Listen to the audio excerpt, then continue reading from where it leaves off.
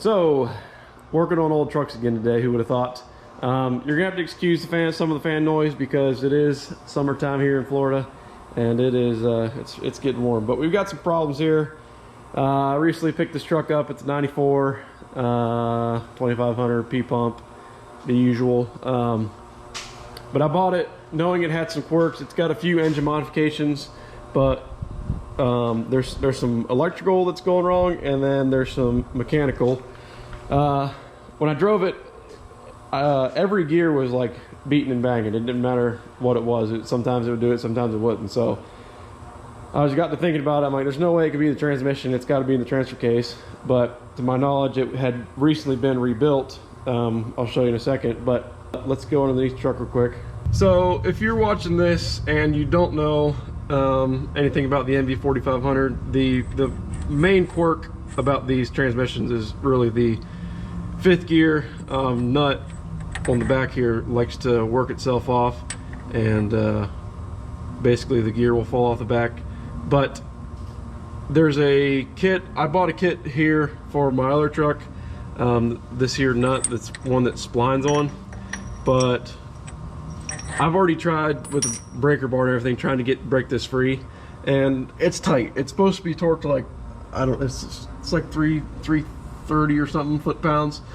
So I don't know if this is original or if somebody's been in here and tightened it up, but it's tight. So rather than try to bust my butt under here and get that off, I'm just gonna go ahead, clean everything up real well, and I'm just gonna add this extra nut back here, torque it down. It's got a couple set screws.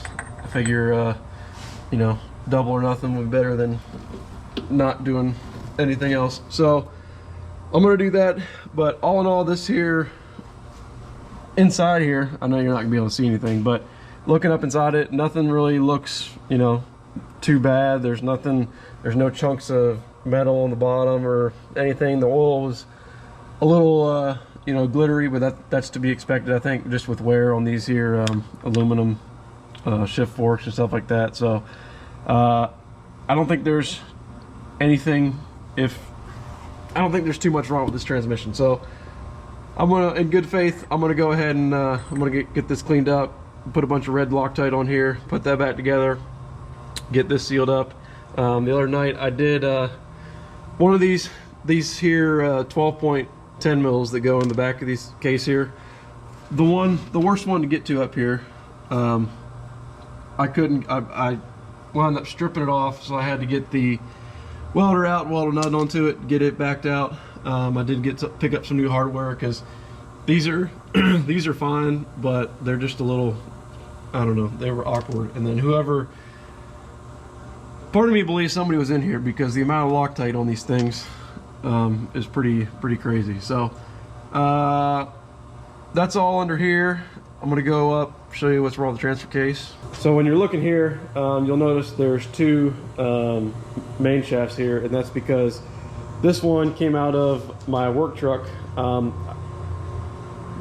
back up even further, about 2 months ago now, I was headed to work one morning, and I was in the middle lane. I needed to get over, and I thought I didn't have enough time, so I let off the throttle, and then I'm like, yeah, I can make it, and I hit the throttle and basically ripped fifth gear out of it. So pull that transmission apart, put new fifth gear in it, and shortly after that I started noticing a random grinding noise. It would just be, it didn't matter what gear, it usually did it in like third and fourth, and I'm thinking, okay, well, I did just do some stuff to the transmission, so maybe that's it. Not sure, but wound up taking it apart one weekend, and but the weird thing was I could cruise fifth gear. I could cruise 75 mile an hour down the interstate, and it would never do it. It would just only be when you're like a certain RPM range, or anyhow, when I took the output housing off, the snap ring on the back here was broke, which was allowing this to just move back and forth. So if you see here, we've got some wear there, but what happened was, I don't know what broke first, but the snap rings that hold the synchronizer teeth, or whatever, I forget what you call those things, but these little pieces here that hold them in, these were, one was laying in the case, the other one was broken around it. You know, which was causing, I don't know what broke, if the snap, this is what broke here. So I don't know if the snap ring broke and then caused that to break this. I don't really know, but it was causing this main shaft to just kind of go in and out and cause my grinding noise. And then if you see here, the teeth, I have no idea if it's in focus or not, but the teeth on the synchronizer are all chewed up. They're chewed up here and they're chewed up pretty bad here. And that was on my truck. So this truck here, again, this case saying it was rebuilt in April. When I took it apart, this was the shift fork that was definitely no good. And this is the one out of my work truck. Still got the feet on it, and then this one here, obviously. The little plastic pieces were, I don't know if I still have them here laying somewhere, but the little plastic pieces in them were laying in the bottom of the case around the oil screen. So I don't know if there was something that was put together wrong, or so this was definitely our problem in this truck here, because it's basically, this is what takes you from high to low range, and it was, being that this collar was worn out, was just allowing it to drop into both, you know, occasionally want to bang into both ratios. So that's the problem there. So I'm gonna try to make 2 into 1 here, and then I'm gonna eventually order parts so I can build a spare for this truck or my work truck or what have you. But yeah, anyhow, I'm trying to make it go a little longer and see what we can do here. So I'm gonna go into the truck first, get that going, and then we'll get over here to building this.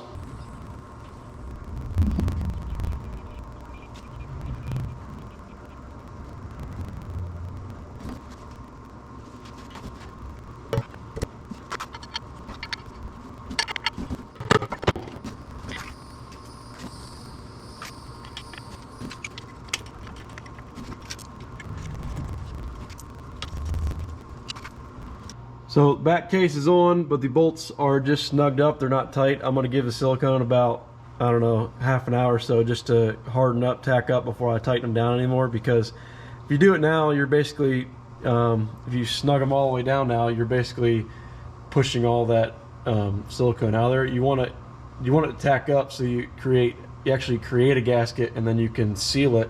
Otherwise, if you snug them down now, you're just pushing it all out, and then over time, vibration, what have you, you know, you can still get through there. But this way, they're snug, but it's not all the way tight. Let it cure up for a little while, and then run them in.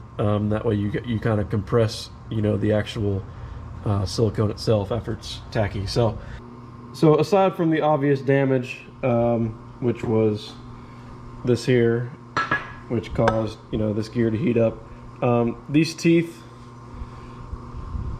I don't know why it won't focus. But the teeth aren't too bad on this old one. They are definitely chewed up, but they're not horrible in here. And I'm not going to be running it in 4-wheel drive all that much anyway. So basically, I'm just going to put the one from the other transfer case where we had two different problems. But I'm going to put this one in here with the other fork. I'm not going to break it down any further than this. Like I said, everything else here looks pretty decent.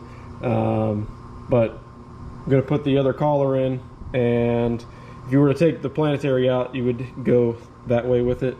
But everything else looks pretty good. Even the bearing, the input bearing down in here, none of the needle bearings look chewed up or anything. So I am going to use a little bit of Ultra Slick, just some assembly lube to put it back together, just because for whatever reason on startup it might need a little extra or whatever. So I'm gonna do that, but I am gonna start putting this back together.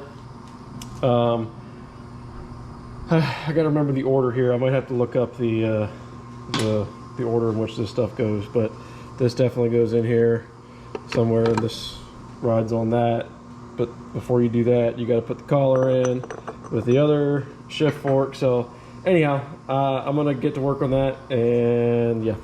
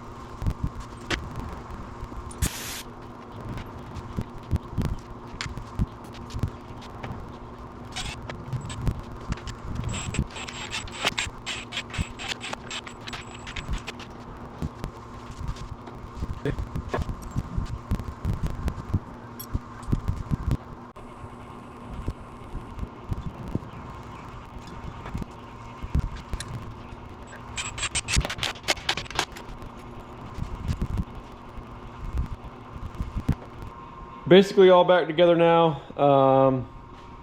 Everything's torqued up, still more or less setting up. So mine is fluid, and I didn't have the right output seal, so the missus is picking one up for me, so I got that put in yet. And I just got some white lithium in there to, oh, I did put in a new bushing back here. The old one was pretty chewed up, so, but I just put some white lithium in there to more or less pre-lube that bushing, and then that's pretty much it. Got to go back underneath the truck now, put the rest of that together, and see if we can't get this whole thing buttoned up tonight.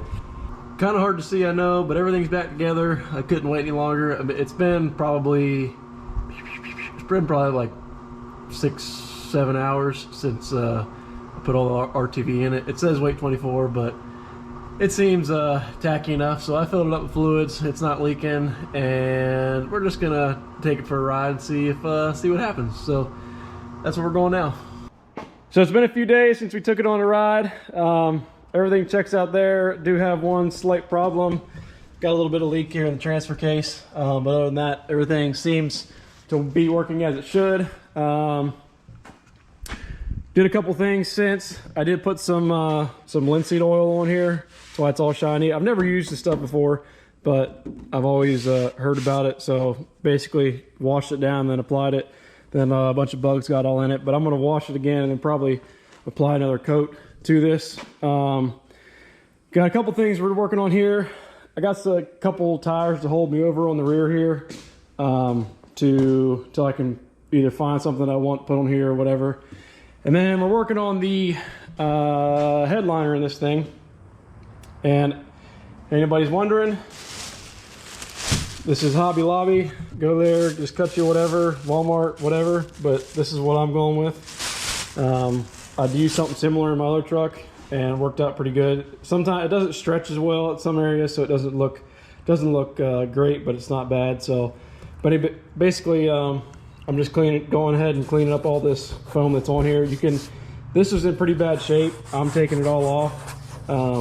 If my other one wasn't as bad, and you could probably leave some of that foam on there and then just apply it right to that. But basically, you know, get it cleaned up, spray some adhesive on it, and glue it up there, cut out your holes, and done. So I'm gonna work on that, and I don't know what we're doing yet to this evening, but we'll see.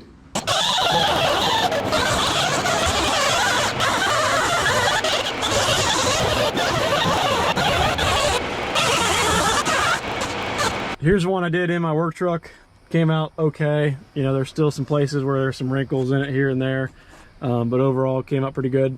There's one spot, like this is the first one I ever did, and the glue that I was trying to use, I basically sprayed everything on it and then let it tack up. Well, it was too long, so there's a couple places where I just didn't get enough in there.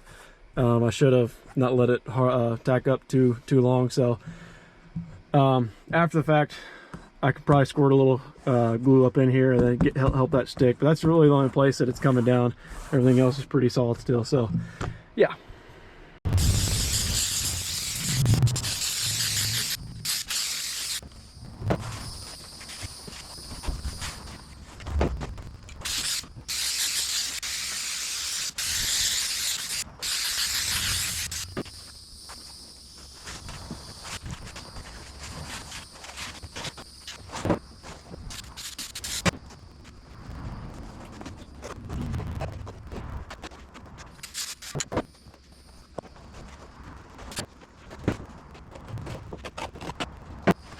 So it's on there, but it's pretty terrible. And the biggest problem I had was I should have waited for an extra set of hands, and I did not.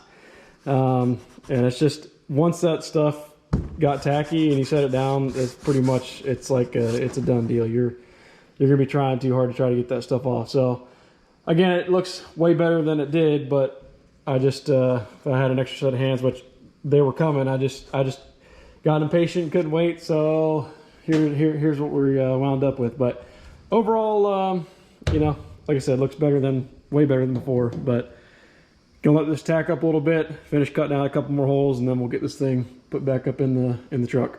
Well, again, not the P word, but good enough, better than it was. And then under here, upon further inspection down here, I don't know if you can see that or not, but the front output seal is leaking. And I was under the pretense that this was just rebuilt, which it may have been changed, and it's still leaking, but I don't remember. Can I change that without taking the thing apart? I don't really know. But yeah, that seems where it's leaking at, so I'm just gonna have to put a little bit in her every now and then for now.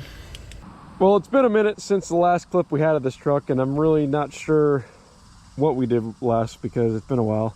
But I did get a couple tires for the front just so we can drive it around and, you know, more or less figure out the quirks we got to figure out on here. Definitely need to do some tuning as far as the engine goes. It's got just way too much fuel for what it is. It needs some other supporting mods, some timing, so on and so forth. So we're gonna dive into that. We're gonna try to fix this thing up a lot more than it is, but all in all, pretty happy with it. I did use it this past weekend to haul my trailer and haul the dirt bikes around. It did fine, but it's just got way too much fuel and not enough air. So anyhow, we got some other stuff in the works also for this. Possibly gonna 4-link the rear, and you know, pretty typical around here. But yeah, stay tuned for more to come on this truck, because there will be a bunch, that's for sure. Thanks for watching. We'll see y'all next time.